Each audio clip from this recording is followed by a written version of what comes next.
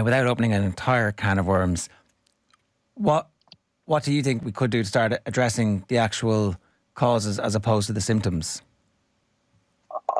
The issue that I think a lot of people maybe struggle to, and I would have been guilty of this myself, struggle to articulate the exact problem. And the exact problem is that possession.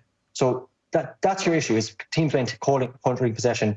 The reason short kickouts is, which is a thing that again is often heralded as an issue. The reason short kickouts are in is because teams want to hold on to the ball. The reason blanket defence are there is because it's so hard to win the ball back. The only thing you can do is clog up the scoring zone and force them to shoot from slightly lower percentage areas. The reason the hand pass is so popular is because teams want to control the ball. So all of those things is about possession. It's about holding on to the ball. So how do you tackle that?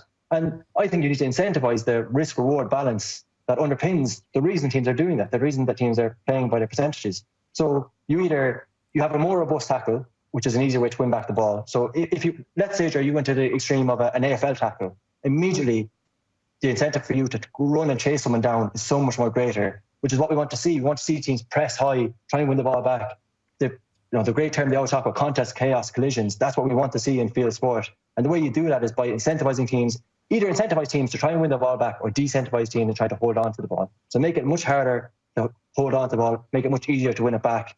Do you ban an idea that I know I've proposed on this show in the past? I think a ban on the back to the passes to the goalkeeper within your own half, that back pass, would totally overnight would revolutionise Gaelic football, because suddenly teams would press high. They would know, smart teams would know they can't create the 3 versus 2, the 4 versus 3, the outlet that a goalkeeper is now for so many teams. So therefore, the incentive is to press up. But I don't think the issue is the hand pass. I don't think the issue is the blanket defence. And I don't think the issue is the short kickouts. The issue is, right now, is safety of possession once gained. It's too easy to hold on to the ball. So you got to tackle that.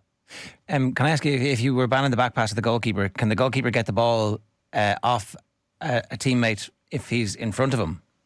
I would go to the extreme. This is just me, and it's because of the nature of the game. I would go to the extreme where the goalkeeper can't get a pass inside his own half. So if you want to be really creative and brave and go up into the other half and run off the shoulders, fire ahead. If you want to see Ethan Rafferty, the way he's streaming off shoulders, taking shots at goal, that should be rewarded. That's a skill. But I just don't think when you have these 15 or 15, and you always have the option of going back to your goalkeeper.